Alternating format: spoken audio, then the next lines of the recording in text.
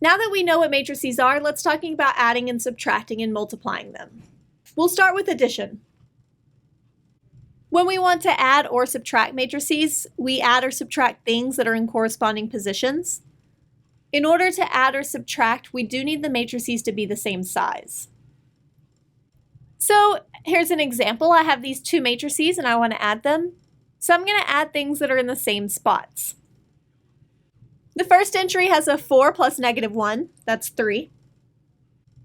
We then have -1 plus -6, that's -7. -6 plus 0 is -6. And then that gives us the first row, and we can move to the second. -2 plus 9 is 7. 7 plus -4 is 3. And -7 plus 5 is -2. So now we have our solution. The next thing we're going to look at is called scalar multiplication, which is multiplying a number by a matrix. And in order to do this, we just multiply all of the entries of the matrix by that number. Here I have 2 times this matrix, so I'm just going to multiply everything by 2. 6 times 2 is 12. 2 times 1 is 2. 2 times -7 is -14. For the second row, 2 times -5 is -10. 2 times 5 is 10. And 2 times 1 is 2. So now I have my solution. I now want to look at multiplying two matrices, and that's a little bit trickier. So I have two matrices, A and B, and I want to multiply AB.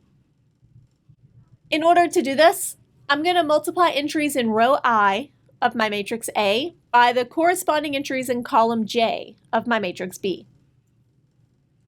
I then want to add these things together that I just found. This then gives me the entry in row I, column J of the product. So let's look at an example and see how this works. Here I have two matrices that I want to multiply.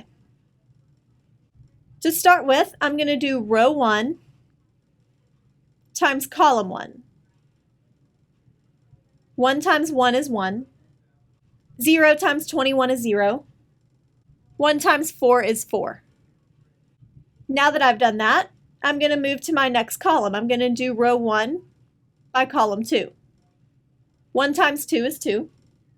0 times -1 is 0. 1 times 1 is 1. I will then move over to my third column and multiply first row by third column. 1 times x is x. 0 times y is 0. And 1 times z is z. I've now got my first row. So as a result, I'm going to move down to my second row. Do second row, first column. 3 times 1 is 3. -1 times 21 is -21. 2 times 4 is 8. I then move to my second column. 3 times 2 is 6. -1 times -1 is 1. 2 times 1 is 2. We then move to the third column. 3 times x is 3x. -1 times y is -y. 2 times z is 2z. From there, we just need to simplify. When I do, I have the matrix 5, 2, x plus z, and -10, 9, 3x minus y plus 2z. Let's look at this one. Multiplying my first row by my first column would give me a 0 plus 2. First row times second column would give me a 1 plus 0. Second row, first column gives me 0 plus 4.